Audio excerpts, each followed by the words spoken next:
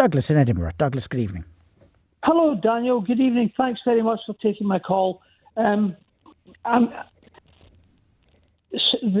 storm that came in January, right? The one with the silly name, I can't even remember what it was called.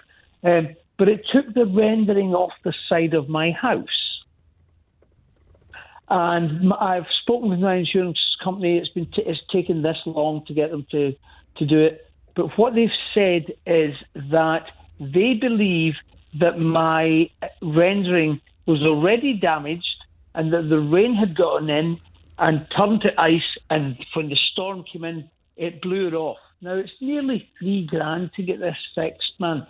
I live in the south side of Edinburgh with the Pentland Hills, so the wind comes in kind of furiously. It blew my fence down. They wouldn't pay for the fence. That cost me $5,000. Douglas, is your question, yeah, sorry, can I claim from my insurance company?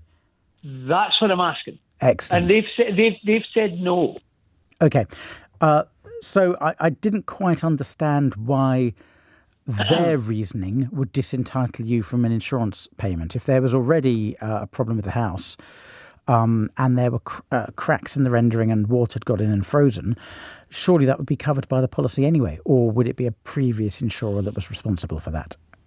I don't know about that because I didn't know that there was any damage until I found the rendering lying. But if they garden. were saying that there was a pre-existing issue, surely they'd be liable anyway for that pre-existing issue.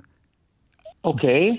Unless it was a previous insurer. Do you change your insurer every year? We moved here 5 years ago. We've had the same insurer since then. Okay, so the first point is they're probably liable anyway, because if the problem happened 2 years ago rather than January, when I think it was Storm Owen, there you go. was the storm that did it. Then as long as you tell them about it as soon as you discover the consequences, which you did, you're entitled to claim because they were your insurers a couple of years ago. So unless they can prove it happened more than 5 years ago, they owe you the money anyway. So it sounds like they're just coming up with some complete nonsense excuse. What would be far more likely is if a clause in your insurance contract said they're not liable for major storm damage, because some insurance policies do exclude major storm damage. Might that be what they're saying? No, what they said to me was that I had to prove that the storm was over 55 miles an hour. Well, that's a matter of public record. And it was 80 to 90 miles an hour. Yeah. So did you tell them that? Yes. And how did they reply?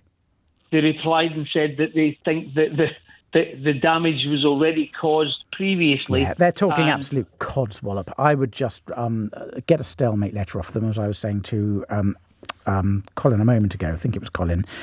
And then go to the financial ombudsman, and you'll win that, Douglas. The financial ombudsman will tell them to pay you the money. They're just looking up excuses, it's the classic insurance excuse book.